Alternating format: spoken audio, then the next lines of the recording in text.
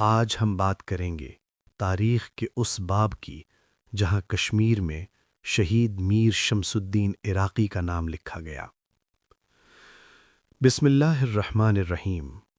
کربلا کے اندر جو درد اور حق کا پیغام تھا وہ صرف ایک وقت ایک جگہ تک محدود نہیں رہا، بلکہ وقت کے ساتھ ساتھ ایک نئے اجتماعی تصادم کے روپ میں زندگی کے ہر شعبے میں ابھرا۔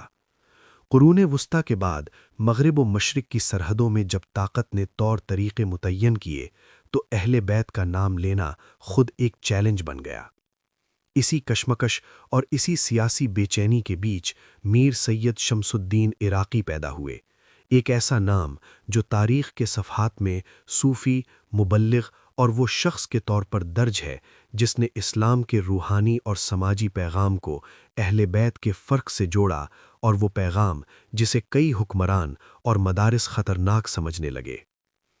ان کی ولادت 13 ستمبر 1440 عیسوی 13 رجب 861 ہجری میں اصفہان، ایران کے ایک سادات گھرانے میں ہوئی۔ ان کے والد درویش ابراہیم صوفی مزاج تھے اور ان کی والدہ فروزہ خاتون بھی اہل بیت کی محبت کے لیے مشہور سادات خاندان سے تھیں۔ بچپن میں ہی ان کے اندر روحانیت، پرسکون قوت اور اشراق کی خاص جھلک نظر آتی تھی۔ وسطی ایشیا اس وقت سیاسی اور مذہبی انقلابوں کا مرکز تھا۔ قسطنطنیہ سے لے کر بخارا تک ازبک اور تیموری سلطنتوں کے بیچ کشمکش تھی۔ وہ دور تھا جب فرقہ وارانہ شناخت صرف عقیدہ نہیں، طاقت کی علامت بھی بن رہی تھی۔ یہی سبب تھا کہ کبھی زبردست جنگیں اور کبھی سازشی حکمتیں تاریخ کے صفحات پر کھود دی جاتی تھیں۔ نوجوانی میں ایک موقع پر میر عراقی کی ملاقات سید محمد نور بخش قہستانی سے ہوئی، جو نور بخشی سلسلے کے بانی تھے۔ نور بخش قہستانی ایک ایسے عالم تھے جنہوں نے شیعہ تصوف کو ایک مخصوص انداز میں زندہ کیا، جہاں روحانیت اہل بیت کی محبت کے ساتھ جڑی ہوئی تھی۔ قہستانی کی وفات تقریباً 1464 عیسوی میں ہوئی، مگر ان کے شاگردوں نے نور بخشی تعلیمات کو زندہ رکھا۔ میر شمس الدین نے انہی شاگردوں کے ساتھ سیکھنا شروع کیا اور ان کی شخصیت وقت کے ساتھ علم، اخلاق، مراقبے اور روحانی بصیرت کی علامت بن گئیں۔ وسطی ایشیا اور ایران کے بعض بڑے شہروں میں انہوں نے تعلیم حاصل کی، مگر تاریخ کے صفحات میں سب سے اہم مرحلہ وہ تھا جب انہیں ایران سے کشمیر بھیجا گیا۔ مورخین کے مطابق اصل مقصد یہ تھا کہ نور بخشی فکر اور اہل بیت کی تعلیمات کو کشمیر میں پھیلایا جائے۔ اس وقت کشمیر پر شاہ میر خاندان کا راج تھا، جس نے 1339 عیسوی میں مسلم سلطنت کی بنیاد رکھی تھی۔ کشمیر ایک پیچیدہ سماجی اور مذہبی تنظر رکھنے والا خطہ تھا، جہاں سنت، صوفی روایات اور مقامی اثرات ایک ساتھ موجود تھے۔ جب میر شمس الدین عراقی تقریباً 1483 عیسوی میں کشمیر پہنچے تو انہوں نے شروع میں سلطان حسن شاہ کے دربار میں رسمیت حاصل کی۔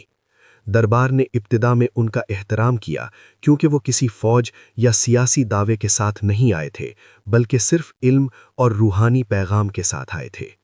مگر جیسے جیسے ان کے مخالفین نے ان کے اثرات کو محسوس کیا، دربار اور علماء کرام کے بیچ اختلافات بڑھنے لگے۔ وہ دین کو امن اور عشق کے معنوں میں سمجھاتے تھے، جبکہ کچھ سخت فکر علماء اسے مختلف روایتوں سے ہٹ کر دیکھنے لگے۔ انہوں نے اپنے مقامات پر خانقاہیں، امام بارگاہیں، مسجدیں اور مجالس قائم کیں، جہاں وہ لوگوں کو اہل بیت کی تعلیمات، روحانیت، عدل اور مساوات کا پیغام دیتے تھے۔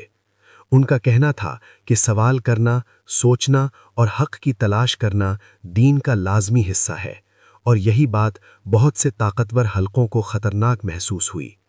ان کے خلاف مخالفت اس وقت شدت اختیار کرنے لگی جب ان کے کچھ شاگردوں نے مقامی سیاسی طاقتوں کو چیلنج کرنا شروع کیا۔ تاریخ کی کتابوں میں ملتا ہے کہ 1491 عیسوی میں انہیں کشمیر سے ایک مدت کے لیے نکال دیا گیا اور ان کا مشن ایک شاگرد ملا اسماعیل کے سپرد کیا گیا۔ یہ الگ ہونا ان کے لیے آسان نہ تھا، مگر انہوں نے اس کو بھی ایک آزمائش سمجھا۔ تاریخ دان کہتے ہیں کہ یہ دراصل خاموش سیاسی دباؤ تھا، نہ قتل، نہ زہر، نہ قید، مگر زندگی کو جکڑ دینے والی تنہائی۔ کچھ سالوں بعد 1503 عیسوی میں وہ واپس کشمیر آئے اور اب ان کے پیغام نے مقامی شعور میں گہرا اثر چھوڑا تھا۔ لوگ ان کے جلسے، تقریریں اور معقول دلائل کو سننے لگے تھے۔ تاریخ کی کڑیاں بتاتی ہیں کہ 1505 عیسوی میں انہیں دوبارہ کچھ عرصے کے لیے کشمیر سے باہر جانا پڑا تھا اور وہ بلتستان، اسکردو گئے تھے، جہاں بھی انہوں نے نور بخشیا اور اہل بیت کی تعلیمات کو لوگوں میں پھیلایا۔ اس علاقے میں بھی ان کے اثرات کی گہرائی آج تک دیکھی جاتی ہے اور علمی تحقیق میں ان کی خدمات کا ذکر پایا جاتا ہے۔ ان کی زندگی کا آخری دور مسلسل سماجی، سیاسی اور ذہنی کشمکش میں گزرا۔ مورخین مختلف انداز میں بیان کرتے ہیں، لیکن زیادہ تر معتبر مصادر کے مطابق ان کا انتقال 28 جنوری 1515 عیسوی 1 ربیع الاول 936 ہجری میں ہوا۔ آرگنائزڈ قتل کا کوئی واضح ثبوت تو نہیں ملا، مگر یہ امر تاریخی اعتبار سے طے ہے کہ وہ اپنے وقت کے زوردار فکری اور سماجی دباؤ کے ساتھ جدوجہد کر رہے تھے اور اسی پیچیدہ ماحول میں اللہ کے حضور پیش ہوئے۔ آغاز میں انہیں سری نگر کے زدیبل میں دفنایا گیا، لیکن بعد میں ان کا جسد خاکی چادورہ، ضلع بڈگام، کشمیر ویلی منتقل کیا گیا۔ وہاں آج زیارت میر شمس الدین عراقی کے نام سے ایک مزار موجود ہے، جو نہ صرف شیعہ برادری کے لیے بلکہ روحانی تشنگی رکھنے والے ہر شخص کے لیے ایک مقام وقار ہے۔ لوگ آج بھی وہاں جاتے ہیں، فاتحہ پڑھتے ہیں اور ان کی تعلیمات کو یاد کرتے ہیں۔ مورخین کا ماننا ہے کہ میر عراقی نے صرف مذہبی پیغام نہیں دیا، بلکہ سماجی عدل، روحانیت میں گہرائی، لوگوں کے اندر خود شناسی اور ظلم کے خلاف آواز اٹھانے کی تعلیم دی، جس کی وجہ سے ان کی شخصیت آج بھی کئی خطوں میں یاد رکھی جاتی ہے، خاص طور پر کشمیر، گلگت، بلتستان، لداخ، ایران اور عراق میں۔ کچھ مورخین انہیں صرف نور بخشی سلسلے سے منسلک صوفی اور مبلغ کہتے ہیں، جبکہ کچھ انہیں شیعہ فکر کے فعال پھیلانے والے کے طور پر مانتے ہیں، لیکن سب کا اتفاق یہ ہے کہ ان کی شخصیت نے ایک روایتی مذہبی تنظر سے بڑھ کر انسانی شعور، آزادی اور تحقیق کی روشنی کو لوگوں تک پہنچایا۔ ان کی زندگی ایک ایسی داستان ہے جو ہمیں بتاتی ہے کہ زمانے کے بدلنے کے ساتھ قتل کے طریقے بدل جاتے ہیں، مگر مقصد وہی رہتا ہے۔ سچ بولنے والا آخر تک سچ کہتا ہے اور سچ کا دیا آخر کار روشن رہتا ہے۔